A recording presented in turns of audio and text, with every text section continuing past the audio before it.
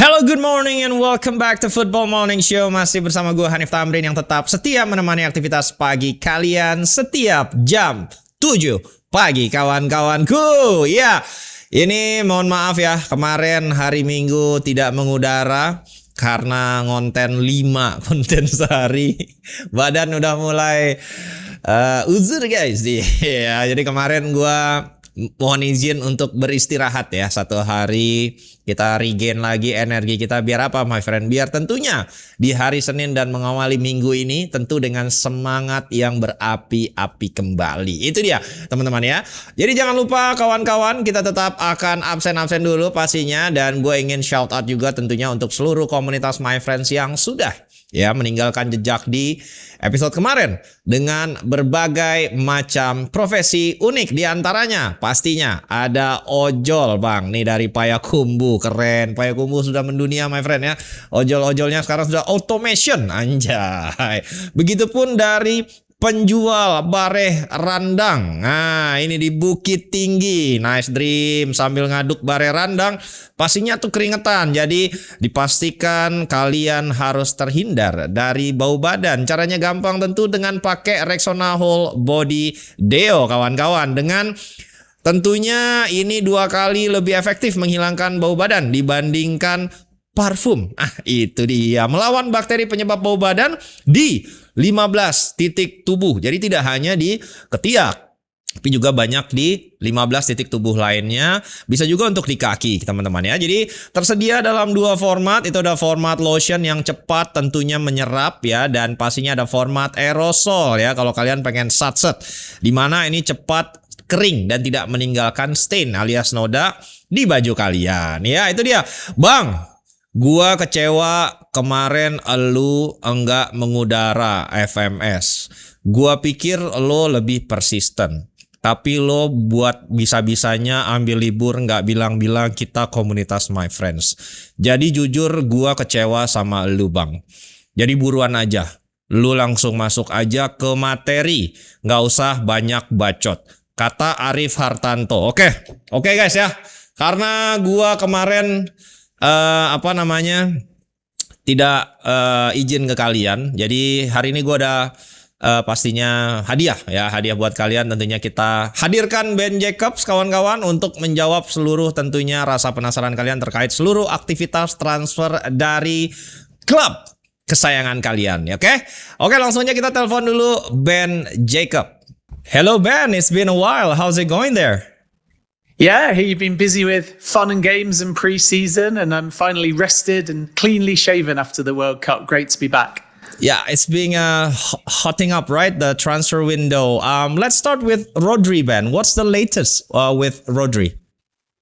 So Rodri's expected to join Barcelona, and I think now it would be a surprise if he doesn't. Barcelona, 24 hours or so ago, made an improved bid. As I revealed, it was in the region of £60 million. Man City are maybe looking for 70, but it will depend on the structure of the deal, because Barcelona's offers so far have been relatively reliant on outgoings to make the total valuations, whereas if they improve the guaranteed fee part, perhaps they'll feel they can meet Man City halfway. But I think we can say this deal is getting towards its final stages. Rodri has already agreed to the move, and it's not lost on many in the industry that Tierney renders to Al Qadsiya for about £50 million, plus Rodri to Barcelona, should it go through, for about £70 million, equals a combined total of £120 million. And that is, of course, Chelsea's asking price for Enzo Fernandez, who is still a Manchester City target. Right. And you've mentioned there about Enzo Fernandez, which clearly Chelsea have stated that they set a deadline, which due last Friday. What does it mean for City, Ben? And can we expect another move from different clubs, such as Real Madrid, which previously has been linked to him?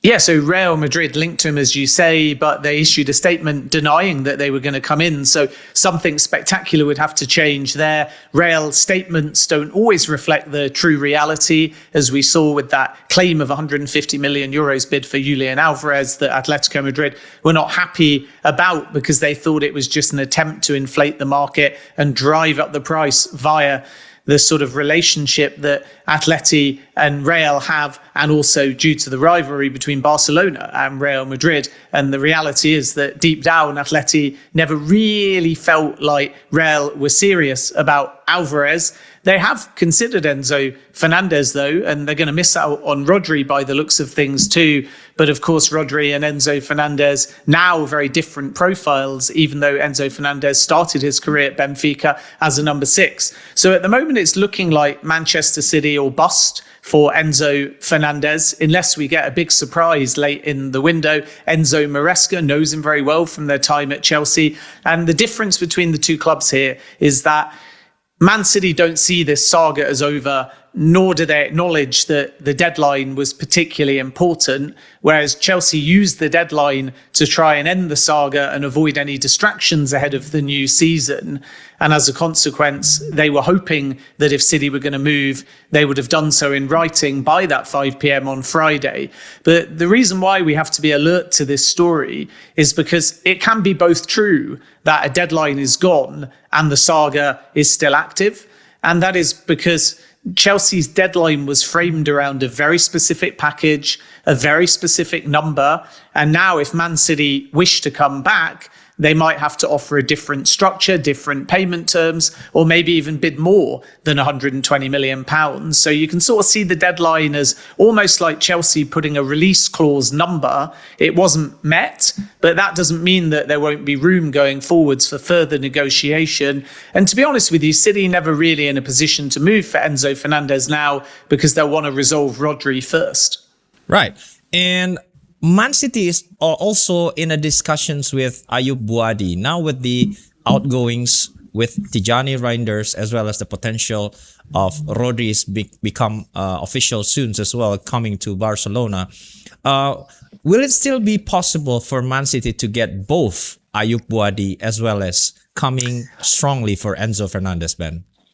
Yeah, it sounds like the intent to do 2 midfielders, not one. Whether that's Buadi and Enzo Fernandez, we'll have to let each saga play out. But I think in an ideal world, yes, they would like both those players. So with Reinders going to Al Qadsiya, it opens up the door because Bernardo Silva departed as well to effectively sign 3 box office midfielders. The first is Elliot Anderson already through the door, £116 million. The second name, as we've already discussed, Enzo Fernandez, but it will be dependent on price. And then the final name that City have been working on from before the World Cup, Ayub Buadi at Lille, who was fantastic for Morocco during that tournament. Now, there's kind of 2 prices here. The first is roughly 100 million euros, at least if Lille's valuation is to be met. And that would be for an immediate transfer, which has always been City's intent. The second number is about 20 million euros less at 80 million. And that is for a loan or a pre-agreement. And this would obviously allow Lille to keep the player for another year.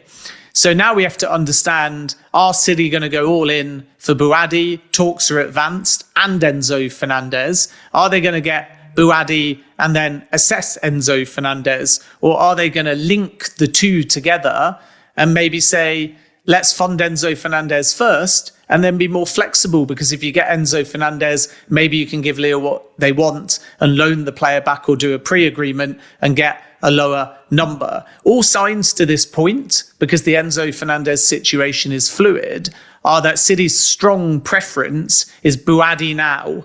And then if they can get Enzo Fernandez, both together.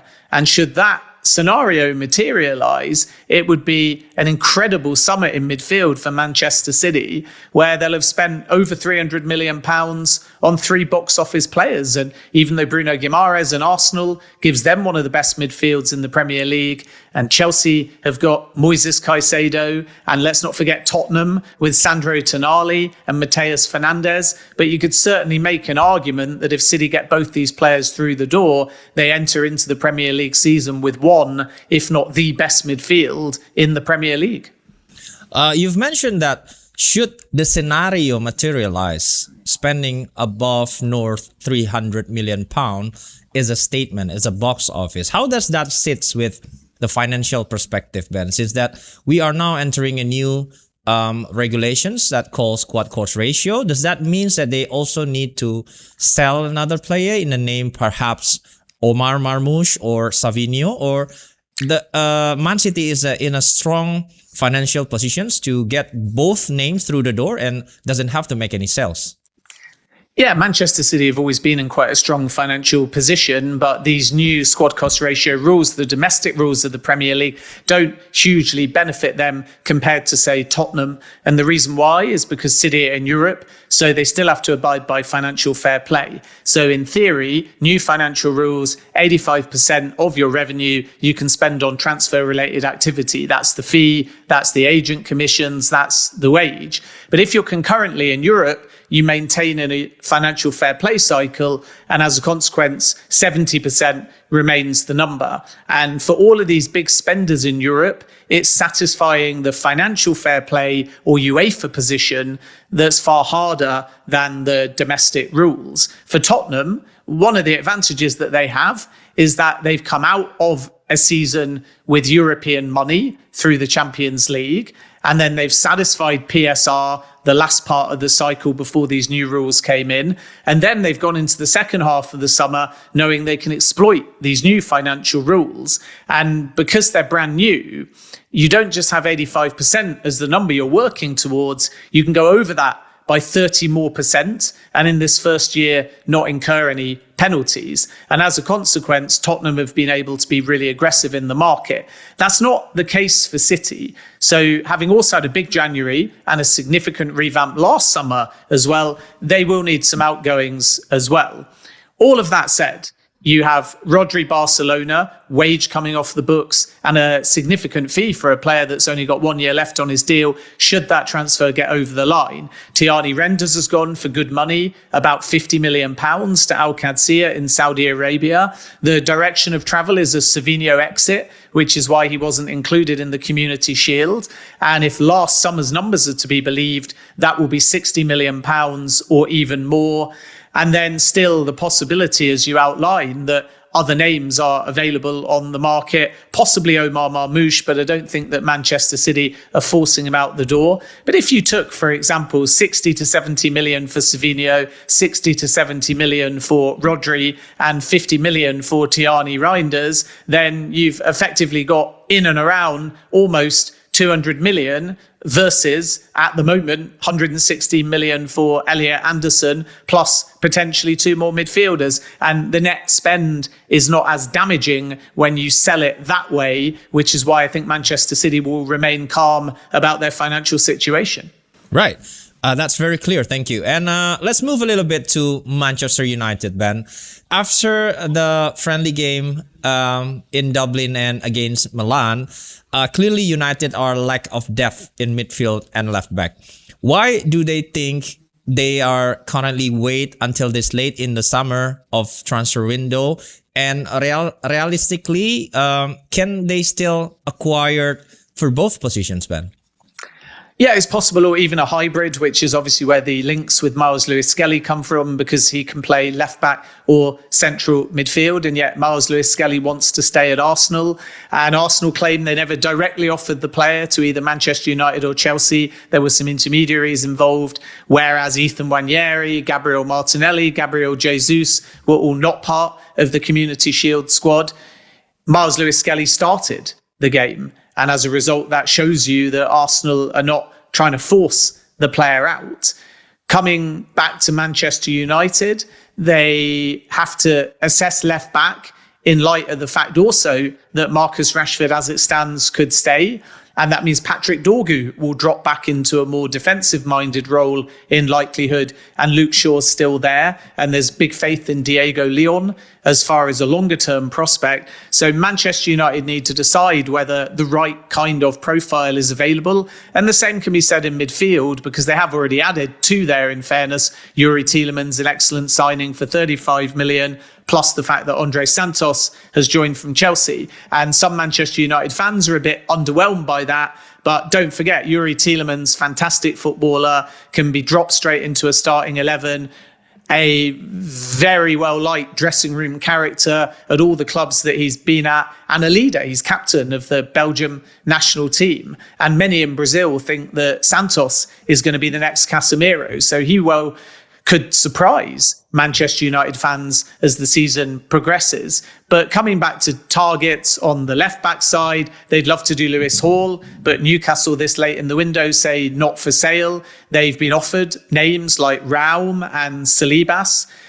Obviously, Anthony Robinson, I think, as we've discussed before on this show, is a player that Manchester United appreciate. So now they have to determine whether they're going to go for extra depth, or maybe if they're going to wait it out and come back for Lewis Hall in 2027 and rely on a mixture of Luke Shaw staying fit and being important and Dorgu being able to play in that position as well. In midfield, I sense we might get some movement because there's a number of targets that Manchester United have looked at for quite some time. You've got Alex Scott. Bournemouth don't want to sell. Manchester United would have to put significant money on the table to change that position. Tyler Adams at Bournemouth is another target. Danielson has been offered to Manchester United. Sander Berg has some appreciation as well. And other midfield names, such, for example, as Camavinga at Real Madrid, going to be intriguing to see whether he stays or goes between now and the end of the window. Aurelien Tchouameni would be the kind of lead target now for Manchester United. But sources say there's this new contract in place. It's very strange that Real Madrid haven't announced it. If anything changes there, Manchester United would be prepared to move if the player becomes available at value. So what I think is happening is that Manchester United have not found the perfect targets yet. And in addition, they've missed out on some of their lead targets, most notably Elliot Anderson and also Mateus Fernandes in central midfield.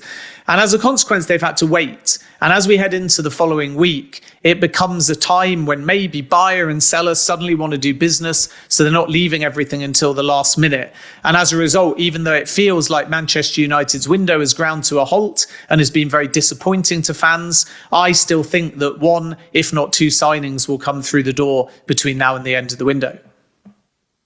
Discussing about one or two names, in your opinion, will it be a prominent name such as all of the targets that you've been mentioned before, the Camavingas, the Tchouamenis, or realistically, will it be a potential ban, someone that has been linked to United, such as a Louis Page or any other wonderkid?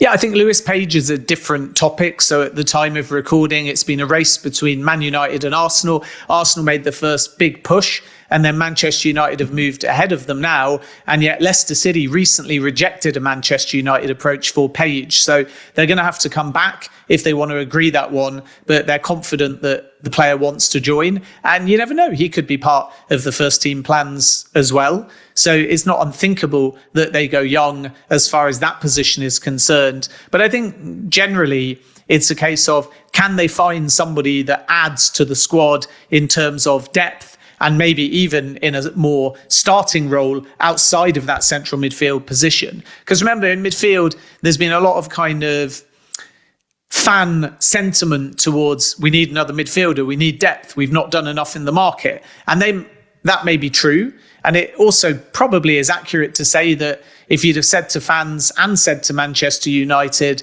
that you're going to miss out on some of the other targets and only get Santos and Tielemans, they may have been disappointed as well. And the reason for that is because there was a point in time where Ederson was supposed to come in and there were issues with the medical. There was a point in time where Man United were in the race for Elliot Anderson, but it was clear that he was going to join Manchester City before the window even opened. There was a point in time where they thought that they were leading the race for Mateus Fernandes, and then Tottenham came strong. So there is definitely room for more, but I don't think Manchester United will want to panic buy, particularly in central midfield, knowing that two players have already come through the door. At left back, it's a different situation because they know they need to strengthen there. But unlike midfield, where Kobbie Mainoo's going to get a lot of game time, if not starting all of the big games, and Yuri Tielemans will expect to start, and if those two develop a partnership, then you're fine as far as your two starters are concerned.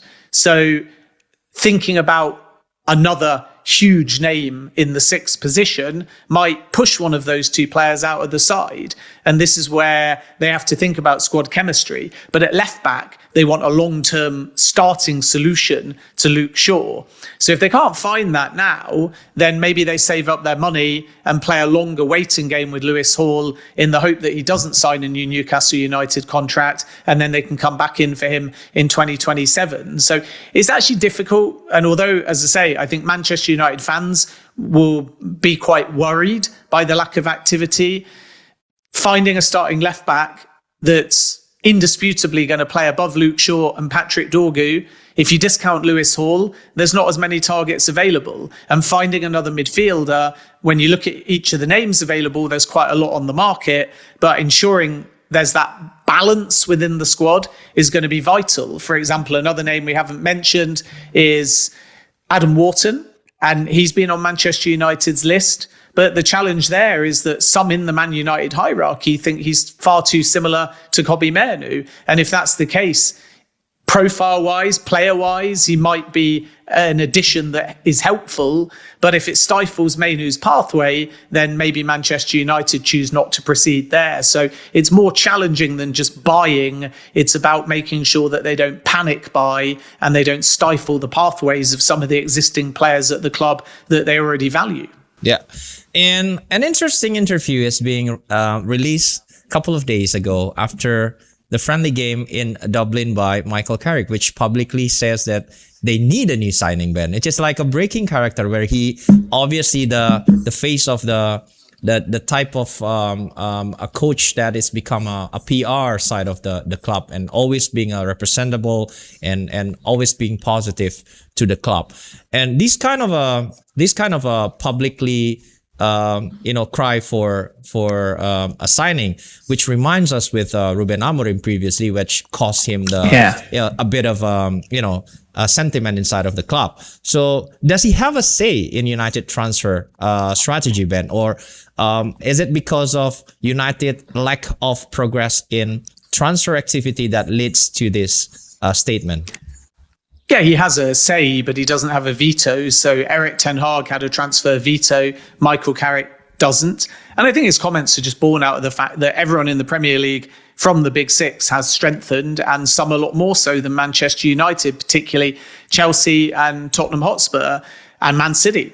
So Carrick will be aware that to replicate the form since he joined, and Manchester United since day one that Carrick got the job, up until now, are the form team in the Premier League. So if they continue that, they win the Premier League. But to continue that, Carrick's position is more depth is needed, especially when you consider that he's now in a position he hasn't been in as a manager where he has to balance Champions League football as well.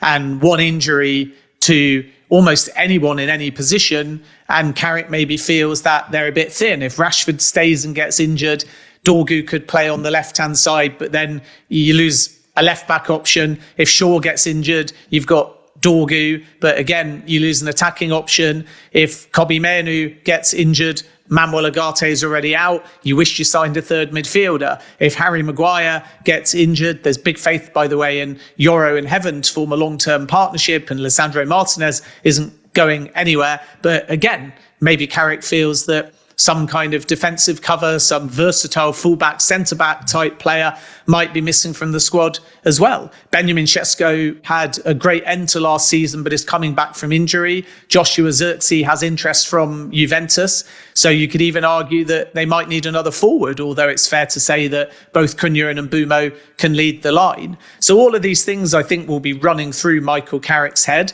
And his desire to get more signings is not necessarily to put pressure on his board because they're working collaboratively together and he's in the loop. It's probably just to set out a position now, because he will know that if Man United don't make any more signings, a lot of people are going to be pointing the finger. And sometimes managers like to just make it clear before the season starts that they would like more depth. So then if they lack depth after the window shuts, everybody's aware that Carrick's desire was to have more names through the door. But those kind of comments, they do add a bit of pressure to recruitment teams. And that's why I expect Manchester United to deliver at least one, if not two extra signings for Michael Carrick before the window shuts. Right.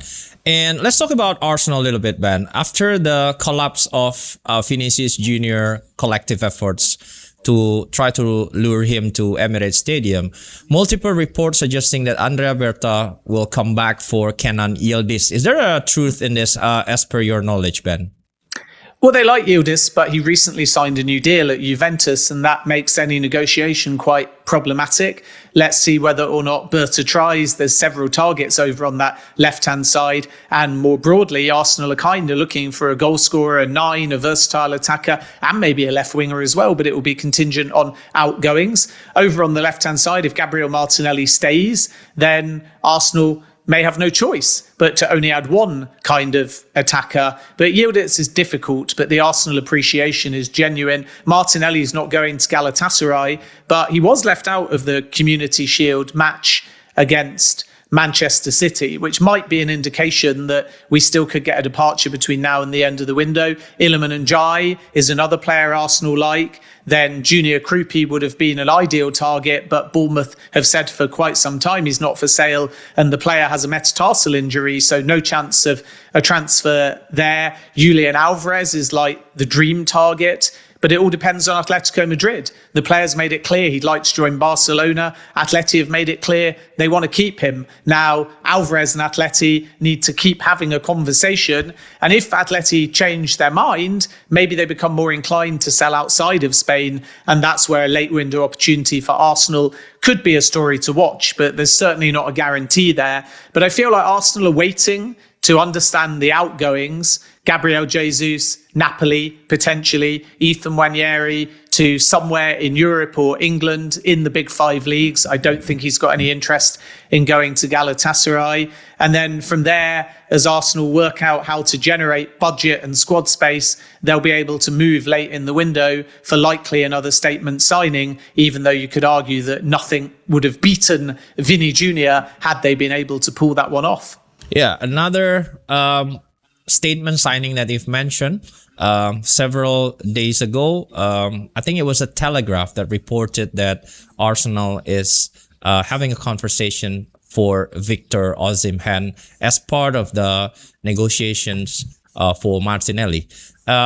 Is there any truth to this rumor, Ben? And considering that the tax in Turkey is slightly more beneficial for all players compared to England, the salary also will become a huge factor, because paying 350 grand in Turkey will equivalent to almost 500 grand in the UK. So how do you see this in terms of possibilities, Ben?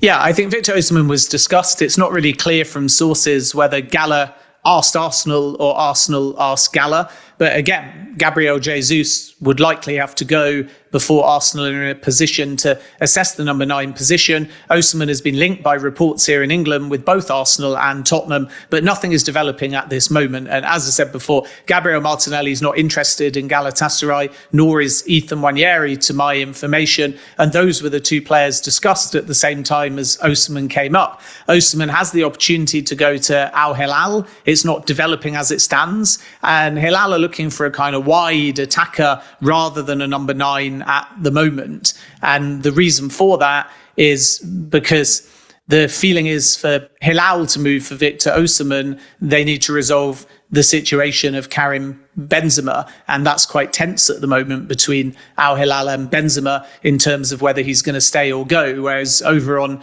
the right or even left, they can move immediately. Crescencio Somerville's already come in, but they want one more. And this is where the links with Chelsea's Pedro Neto come from. But I'm not so sure that Arsenal and Victor Osimhen will develop, partly because of some of the reasons that you allude to. It's a big wage, it's big agent commissions. And after all of this bluster, a bit like in previous windows with Victor Osimhen, we might find that once the noise settles, he just remains a Galatasaray player. Right. And I think it's going to be very different in a central defender positions for Arsenal that's been linked to Jorel Quansah as an alternative to Ezri Konsa. What's the latest on that, Ben?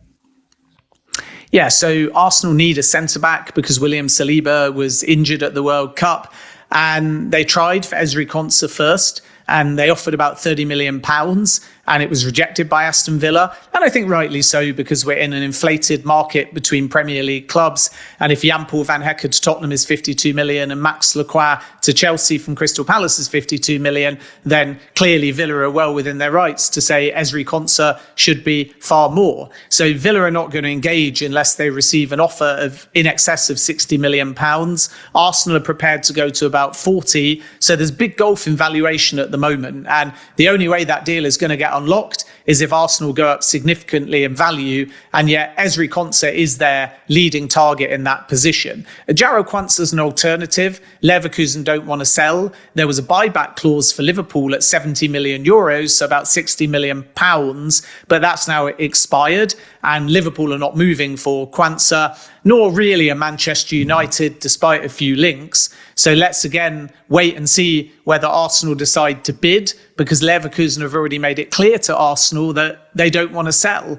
And then you've got Jacobo Ramon at Como as well, who's another possibility, but he's got Champions League football at the moment under Cesc Fabregas. So there's a few targets Arsenal are working on. They'd obviously looked at John Stones before he went to Inter. They discussed Christian Romero, but Spurs were never going to sell to their rivals Arsenal, and Romero is now an Atletico Madrid player. But all of these names and targets show you that Arsenal have got plenty of contingencies in plan, but really the one they'd love to get over the line is Ezri Konsa. Right.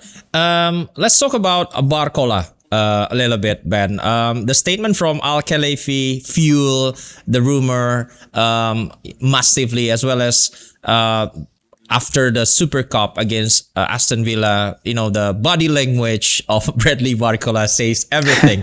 So considering the gap between the valuations of Paris Saint-Germain versus the possibility of Liverpool willing to pay, how do you see this movement for Bradley Barcola, Ben? Yeah, I think the movement is going to be Liverpool going all in for Bradley Barcola between now and the end of the window, and reliant on Paris Saint-Germain's price of 170 million euros, as I revealed a few weeks ago, dropping. Liverpool's starting point is about 100 million euros. So it does seem like a big gulf in valuation, but naturally, now PSG have added 3 attackers. Mika Götze from Ajax, 55 million euros. Ferran Torres for a guaranteed fee of 45 million euros from Barcelona. And before those two, Magnus Akliouche for about 50 million from Monaco on a 5-year contract. And the combination of those 3 mean there's a lot of versatile attackers all of a sudden at PSG, and they need to start losing players. So Bradley Barcola's only got 2 years left on his deal, and Liverpool have been quite smart. They've waited, they've been patient, and now is the right time to start formal negotiations for Barcola, because PSG are willing sellers, having maybe not been earlier in the window, but now they've got in all of their replacements, suddenly that Barcola price might drop. And my sense is that 145 million pounds or 170 million euros was probably always more like 150, 145 million euros. And Liverpool's 100 million euros might go up to 100 million pounds. And therefore the gulf in valuation privately compared to some of the public narratives may not quite be as large as has been presented. But Liverpool will just be cautious, because Barcola wants to join, but they're not going to meet PSG's top end valuation. And obviously if another club like Arsenal, for example, entered the race for Barcola, then PSG have got a bidding war. But if Barcola picks his ideal destination, and you don't always get where you want to go in this market, but if Barcola got to pick, he wants Liverpool, Liverpool want Barcola, and that's why I expect this to develop between now and the end of the window. Right. And if Barcola is really eventually joining prior to the end of the window, Tottenham is trying for Cody Gakpo. How do we see this develop, Ben? Because Roberto Martinez inclined and stated publicly that Spurs fan can expect for one more bomba. That's what he said.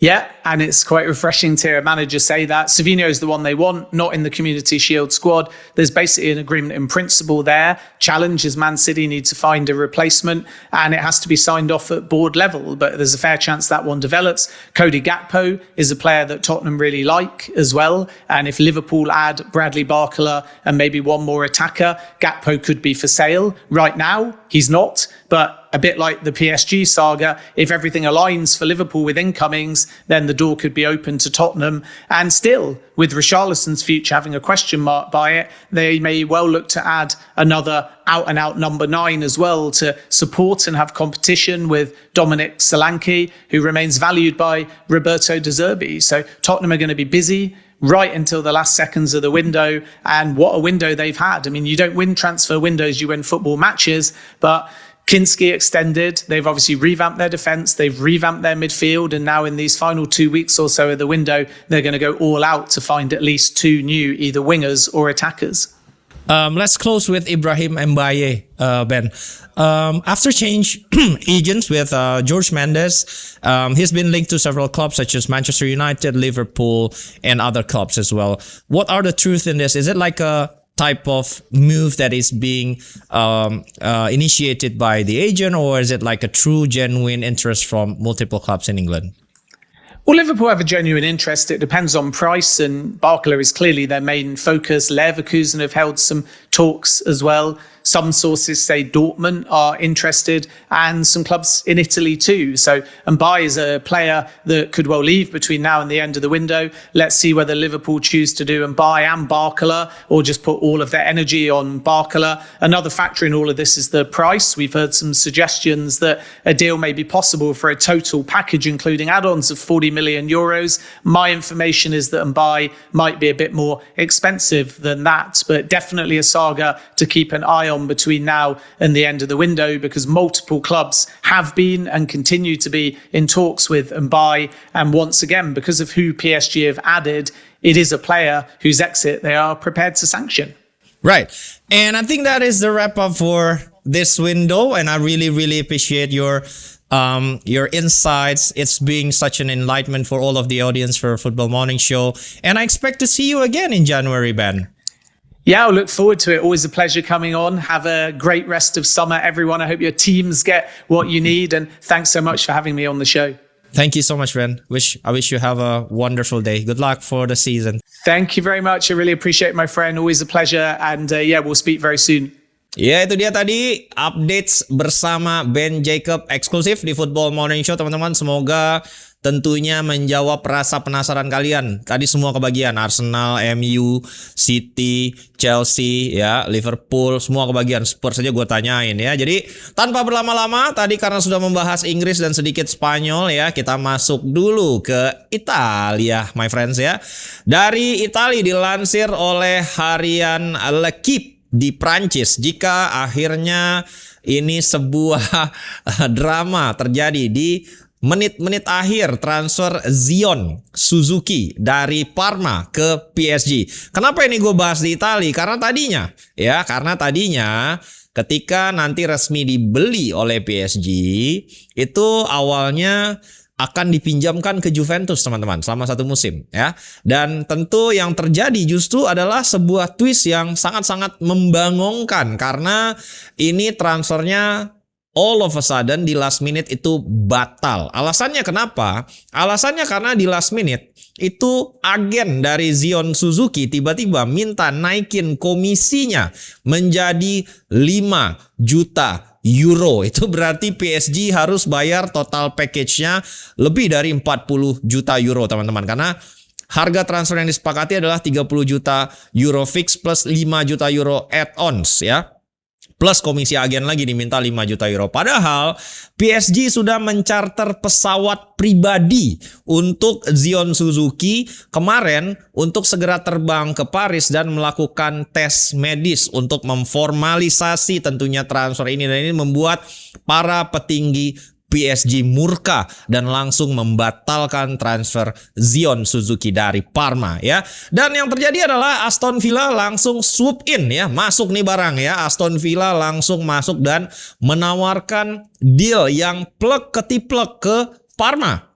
Dan kali ini tentunya tanpa embel-embel kenaikan komisi agen. Dan membuat kini Aston Villa berada di garda terdepan untuk bisa mensecure tanda tangan dari Zion Suzuki ya. Itu akhirnya terjadi sebuah twist teman-teman. Dan apa artinya ini bagi Juventus ya?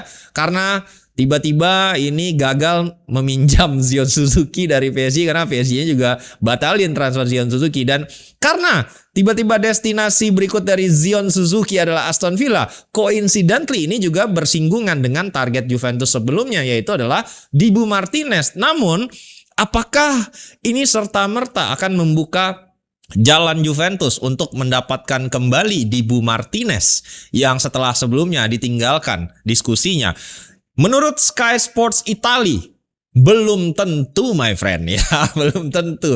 Ada dua alasan pengganjal yang dikabarkan oleh Sky Sports Italy membuat meskipun ini Zion Suzuki sudah diprediksi akan hadir ke Aston Villa dan membuat Dibu Martinez jadinya menjadi surplus of requirements, tapi ada dua alasan yang membuat Juventus belum tentu itu akhirnya make a move untuk Dibu Martinez. Yang pertama itu adalah valuasi transfer yang dipatok oleh Aston Villa cukup mahal, antara 10 hingga 12 juta euro untuk goalkeeper yang sudah berusia hampir 35 tahun teman-teman ya. Itu yang nomor satu. Yang kedua, gaji dari Dibu Martinez juga tergolong sangat-sangat tinggi, 6,5 juta euro per musim. Dan yang ketiga tentunya ini juga pastinya masih ada target-target lain yang consider oleh Juventus. Salah satunya kemungkinan menghadirkan Alisson secara gratis di musim depan. Jadi Juventus prinsipnya prioritasnya musim ini dalam posisi goalkeeper itu mencari pemain yang bisa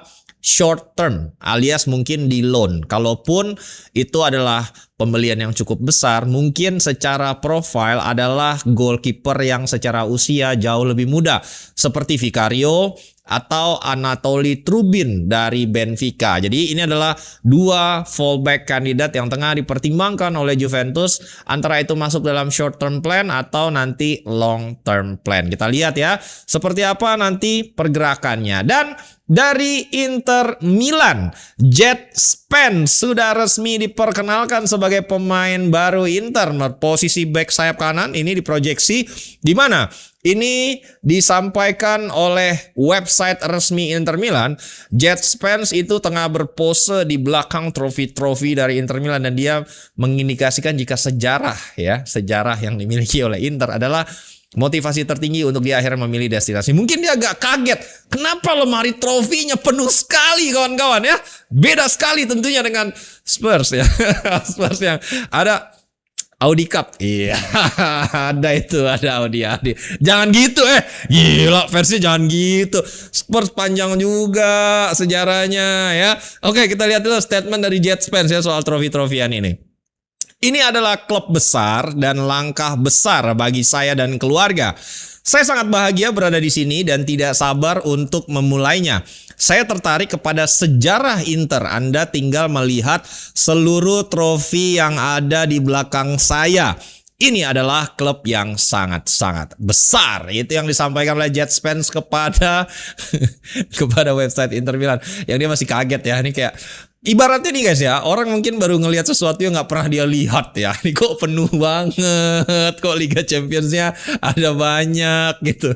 Kok ada UEFA, Piala UEFA Cup, ada macam-macam, ada Scudetto gitu. Dia ini guys ya. Aku ada di mana dia gitu kan. Kurang lebih gitu ya.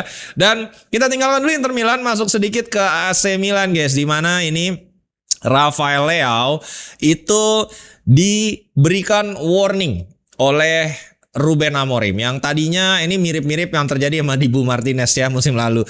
Dibu Martinez musim lalu udah say goodbye ke fans Aston Villa di laga terakhir, udah perpisahan, udah bilang kayak gue mau cabut ya, dada.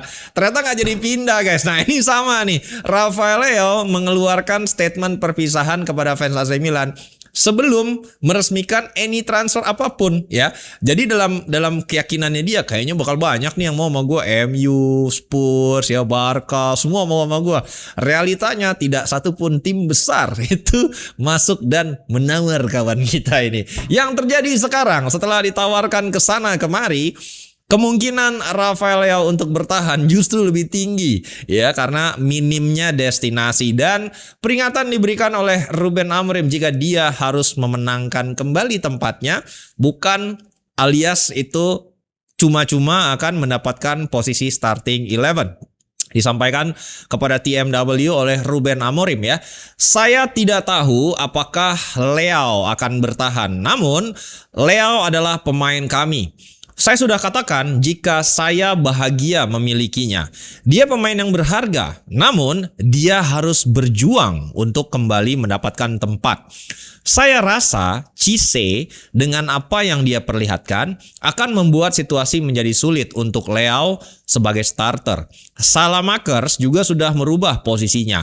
Ini akan sulit untuk Leao. Pulisic juga akan kembali. Kami akan punya pemain banyak yang berjuang untuk tempat tersebut ya. Ini adalah early indicator dari Ruben Amorim ya, yang kurang lebih ngasih tahu, makanya lu jangan ngadi-ngadi kalau belum pasti pindah, nggak usah ngomong gitu. Leao ya, udahlah Leao. Ya coba mungkin ke Arab aja lah, ke Arab ya. Mungkin di situ adalah saat dan tepat buat ini pindah, mempertimbangkan ke Timur Tengah ya.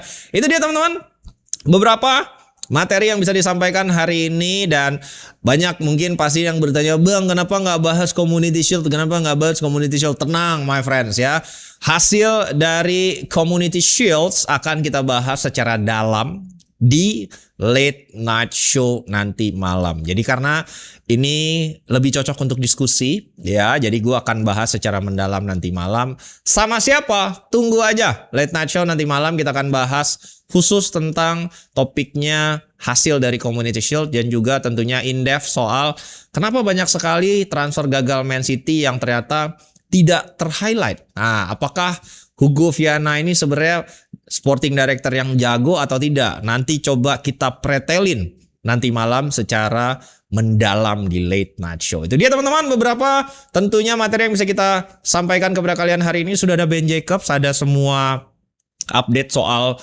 big transfer, dan pastinya juga ada update dari Itali. Nanti malam ada late night show. Gue mengajak kalian semua untuk masuk ke Discord dulu. Untuk apa? Ternyata kemarin pas kita trial vouchernya salah, kode vouchernya salah. Jadi potongannya nggak 100%, jadi nggak jadi gratis. Nah ini kita udah raise isunya ke tim video. Hopefully mulai 3 hari sebelum Liga Inggris dimulai, kita sudah bisa pelan-pelan akan reward untuk member-member yang lama bisa mendapatkan paket video gratis selama 1 bulan sebagai bagian dari campaign kita bersama REXONA untuk membuat sepak bola kembali bisa diakses secara gratis oleh komunitas my friends dan tentunya football fans in general. Buat yang bukan member dari awal, tenang, kita nanti tetap ada paket harga spesial ya, diskon 50% untuk kalian semua nanti yang memang dengan kuota terbatas. Nanti kita akan buka informasinya di Instagram gue, jadi jangan lupa juga di follow. Dan kawan-kawan, hari ini tetaplah hari yang positif. Hari Senin itu wajib hukumnya kalian energinya 125% my friend ya. Kenapa? Karena we never know kapan new opportunity akan arises. Seperti yang gue lakukan bersama Ben Jacobs ya. Kita nggak ada di same circle gitu. Gue nggak punya teman yang kenal directly sama Ben. Gue coba DM dia dan alhamdulillah ternyata dia melihat hasil kerja gua, dia sangat-sangat respect gitu ya. Makanya dia berkenan untuk join sebagai narsum di Football Morning Show. Begitupun dengan kalian, kita nggak pernah tahu nih nanti tiba-tiba ada yang datang menghampiri kalian dan menawarkan sebuah tentunya experience baru atau opportunity baru untuk kalian bisa coba explore kawan-kawan ya. Jadi tetap semangat, berikan yang terbaik untuk seluruh pekerjaan kita dan hopefully hasilnya tidak akan mengkhianati effort kita ya. Itu dia teman-teman hari ini, and as always my friends, thank you so much untuk seluruh kalian yang sudah tetap nonton, dan pastinya juga smash tombol likes-nya, dan juga masih dalam upaya memasuki milestone kita yang berikutnya untuk 500.000 subscriber. Kita akan mencoba menyiarkan hak siar sepak bola secara lebih rutin. Apapun itu nanti gue akan spill kepada kalian kompetisinya apa. Semoga musim ini masih bisa, semoga ya, hopefully masih bisa. We are trying, kita berusaha untuk yang terbaik buat kalian semua. And as always, thank you so much and have a lovely day.